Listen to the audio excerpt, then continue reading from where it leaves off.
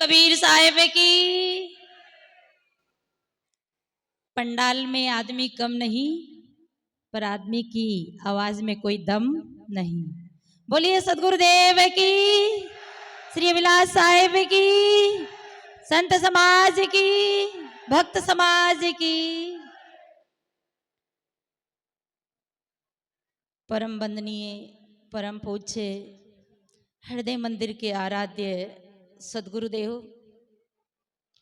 यहाँ के अध्यक्ष महोदय, परम वंदनीय परम पूज्य श्री साहेब जी, हमारे पूजा के योग्य सभी संत समाज, साध्वी समाज, उपस्थित धर्म प्रेमी बंधुओं, भक्तिमती माताएं, परम सौभाग्य की बेला है कि इस पावन बेला पर यहाँ हम सत्संग ज्ञान यज्ञ में बैठकर अपनी जीवन कल्याण उपदेशी हितकारी बातें को सुन रहे हैं। संत सम्राट सदगुरु कबीर साहब का मौलिक ग्रंथ बीजक है। बीजक की एक छोटी साकी, प्रसिद्ध साकी, 5 तत्व का पूतला मानुष धरिया नाम, एक कला के बीच रे विकल होत सब ठाम। ये हमारा शरीर 5 तत्वों का पुतला है। चित जल पावा गगन समीरा, पंच रचित अदम शरीरा। ये 5 तत्व स्वाभाविक मिला है, इसे कोई प्राप्त करने के लिए मेहनत नहीं करना पड़ता है। ये 5 तत्व का शरीर, और ये 5 तत्व का शरीर मिला है, इसी का नाम है ये पूतला। और मानुष धरिया नाम, ये जितनी भी वस्तु है, इस सभी का आविष्कार करने वाला, निर्माण करने वाला, जड़ तत्वों को लेकर ये चेतन, जड़ चेतन की ये सृष्टि आपके सामने, ये जितने भी यंत्र लगे हैं, मशीनें लगे हैं, ये सब इस मनुष्य ने ही है जो नाम रखा है। मनुष्य के शरीर का नाम भी मनुष्य अनेक प्रकार के नाम रखता है, वस्तुओं का नाम रखता है। तो ये 5 तत्व का पुतला मानुष धरिया नाम, एक बहुत महत्वपूर्ण बात है। एक कला के बीच रे विकल हो सब ठाम। वो एक कला है चेतन कला, ज्ञान कला, विवेक कला। ये 5 तत्व के शरीर में देखिए, जिस गेट से आप आ रहे हैं, एक रास्ता निकलने का है, एक रास्ता प्रवेश करने का। यहाँ तो एक में ही निकल रहे प्रवेश। तो हमारे जीवन में 5 ऐसे अवसर जिसे हमें इस ज्ञान की कला के माध्यम से उसे बाहर निकालना है। और 5 ऐसे सद्गुण हैं जिसे अंदर लाना है। तो 5 अवगुण क्या है? काम, क्रोध, लोभ, अहंकार और काम, क्रोध, लोभ, मोह, अहंकार और ईर्ष्या। ये 5 शत्रु है। रास्ता एक ही है, आने का भी और जाने का भी। तो जैसे हम आ भी सकते हैं तो जा भी सकते हैं। इसी प्रकार हमारे अंदर सबसे बड़ा शत्रु है हमारा क्रोध। क्रोध ही सबका काल है। आज तक जितना लोग अग्नि से जलकर नहीं मरे होंगे, उतना आग से जलकर नहीं मरे होंगे, उतना क्रोध में जल करके मर जाते हैं। आज आत्महत्या करते हैं। इसलिए क्रोध की जगह, हिंसा की जगह हमें क्या लाना है? दया लाना है, करुणा लाना है, रास्ता चेंज करना है, रास्ता बदलना है, कुछ करना नहीं है। इसलिए क्रोध की जगह में दया करना है। क्रोध सबन का काल है, क्रोध ही जंजाल है। क्रोध बस बहुत भय में। ये हमारी माताएं भी बहुत क्रोध करती है। हर व्यक्ति को हमारा शरीर ही हमारा शरीर का निर्माण हुआ है। इन्हें परखते परखते इन्हें शांत करना है, इन्हें समझते समझते छोड़ना है। हमारी एक बहन व्रत थी, किसका? नाग पंचमी का। नाग पंचमी का व्रत थी। रात की 12 बजे अपने पति से कभी नहीं बोलती थी, और रात की 12 बजे दूध का गिलास लेकर पति के पैर की तरफ खड़ी। पति की आंख खुली, बोले क्या है, कि आज मैं आपके लिए दूध लेके आई हूं। पति बोला, कभी तो तू ठीक से बात ही नहीं करती, आज दूध का गिलास लेके खड़ी, क्या बात है? आज तुम्हारी भक्ति, तुम्हारा प्रेम इतना कैसे उमड़ गया? तो वो क्या बोली, आज नाग पंचमी का दिन है था, त्योहार था, व्रत था, और नाग देवता को लोग दूध चढ़ाने जाते, पत्थर की, तांबा की, पीतल की मूर्ति को। मैंने विचार किया कि इतनी दूर में नहीं जा पाई, समय भी नहीं मिला, सबसे बड़ा काला नाग तो मेरे घर में ही है, क्यों ना ये एक गिलास दूध इसी घर के काले नाग को पिला दूं। तो देखिए, जो पत्नी अपने पति को काला नाग कह सकती है, वो कैसी व्रत और कैसी पूजा। याद रखना, ये क्रोध जैसे माचिस की तिल्ली जो है दूसरे को जलाने से पहले, ये सब आप याद कर लेना। माचिस की तिल्ली दूसरे को जलाने से पहले खुद जलती है, यही स्थिति हमारी है। पहले क्रोध हमें स्वयं अपन को जलाता है, पहले हम प्रतिक्रिया भीतर करते हैं, तब हम उसी क्रोध से दूसरे को जलाते हैं। इसलिए क्रोध की जगह करुणा और दया का रास्ता चुनना है। ये काम क्रोध का रास्ता तो बना हुआ है, ये तो बाईपास रोड बना हुआ है, 4 लाइन 6 लाइन निकली है, परंतु सद्गुण की लाइन सकड़ी है, उबड़ खाबड़ रास्ता है। आप आए ना गाड़ियों में, ट्रेनों में धक्के खाते, ये रास्ता बनाना पड़ता है। यहाँ तक कि सत्संग में आने के लिए भी आपको रास्ता बनाना पड़ रहा है यहाँ, क्योंकि ये उबड़ खाबड़ है। और जब एक बार बुलडोजर चल जाए, जेसीबी मशीन चल जाए, तो रास्ता क्लियर हो जाए। बोलो सदगुरुदेव की। इसलिए सज्जनों, हमें क्रोध की जगह दया, और फिर दूसरा क्या है, काम। काम एक सांसारिक क्रिया भी है, और काम एक धंधा बिजनेस भी है। तो काम एक संसार की, एक दो संतान के लिए आवश्यकता भी है, परंतु काम की जगह हम किसको लाएंगे, भक्ति को, और भक्ति में पूरा जीवन निछावर कर दे, ताकि विकार से हम रहित हो जाए।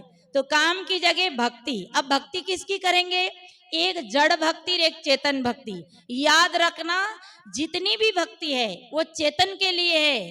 चेतन ना हो तो ना मंदिर की जरूरत, ना मूर्ति की जरूरत, ना कोई धर्म कर्म की जरूरत। जितनी भी सेवा हो रही है, आपको जड़ की भी भक्ति करना है। जड़ आपका घर है, जड़ आपके कपड़े हैं, जड़ आपकी फसल है, जड़ आपका मकान है, पर चेतन निवास करते हैं, आत्म राम निवास करते हैं, घर के देवी देवता निवास करते हैं। इसलिए आपको जड़ की भी भक्ति करना है। या नहीं कि लड्डू चढ़ाना है, हाँ लड्डू भी चढ़ाना है। जिंदा मात पिता घर में है तो तीर्थ करने क्यों जाऊं, और घर में शक्कर मिलती है तो बाहर का गुड़ क्यों खाऊं। इसलिए जड़ की भक्ति चेतन के लिए करना, माने जड़ की जो देखभाल, सेवा, चाकरी। और सच में सदगुरु कबीर ने कहा, जहां जहां डोलूं सो परिक्रमा, और जो करूं सो पूजा। जो आप डोल डोल के काम करते हो, दौड़ दौड़ के काम करते हो, ये आपकी परिक्रमा है। और अपने घर के बूढ़े बुजुर्गों को, बाल गोपालों को खिलाकर खाना भगवान का भोग है। इसलिए हमें भक्ति करना चाहिए। तो काम, क्रोध और लोभ, लोभ की जगह त्याग, दान करना चाहिए। जितना बन सके उतना दान देना चाहिए। हमारे धन को आला वाला ले जाता है, भाला वाला ले जाता है, माला वाला ले जाता है। इस सब से बचाकर दान देना चाहिए। दे दे जब तक तेरी दे मिलेगी, खाक में कौन कहेगा दे। इसलिए देना चाहिए। तो लोभ नहीं करना चाहिए। मोह की जगह प्रेम करना चाहिए, और अहंकार की जगह विनम्रता धारण करना चाहिए। एक पत्नी बड़ी अभिमानी थी, और वो पति की हर बात में तर्क करती थी। पति बोला, देख देवी, तेरा स्वभाव बड़ा अभिमानी है। आदमी को अगर डायरेक्ट अभिमानी कह दे तो रूस जाता है। इसलिए सत्य भी बोलना पड़ता है, तो समझ के बोलना पड़ता है। तो बोली, पति बोला तेरा स्वभाव थोड़ा अहंकारी है, इसे नरम बना ले। तो पत्नी क्या कही, वाह क्या बात करते हो, मेरा स्वभाव अहंकारी है, अरे मेरा जैसा तो कोई स्वभाव ही नहीं। यही बात दुर्योधन को भगवान कृष्ण ने समझाया था और रावण को विभीषण ने समझाया था, पर समझाए समझे नहीं, समझाए समझे नहीं, पर हाथ आप बिकाए मैं खेचतू आपको, चला सो जमपुरी जाए। ये हमारे अवगुण हमें जमपुरी ले जाते हैं। हमारे गुरुजन ज्ञानी जन बुद्धिमान जीव हमें समझाते हैं, पर हमारा ये अभिमान ये विकार हमें समझने नहीं देते। जैसे सर्प के केंचली चढ़ जाती है, झिल्ली चढ़ जाती है, उसे रास्ता नहीं दिखता है, इसी प्रकार आदमी को अवगुणों के कारण अपना रास्ता कल्याण का नहीं दिखता है। पत्नी को बहुत समझाया पति ने, पर नहीं मानी। एक दिन क्या हुआ, पति बाजार गया, बस ये कहानी के बाद वाणी विराम दूंगी। तो पति बाजार गया और थोड़ा सा बेसन, थोड़ी सी मिर्ची, धनिया लाया। पत्नी से बोला, देवी है ना, मेरा मन आज पकोड़ी खाने को कह रहा है, पर तुझे पकोड़ी बनाते नहीं आता। पत्नी बोली, क्या बात करते हो, पकोड़ी बनाते नहीं आता, अभी बना के बताती हूँ।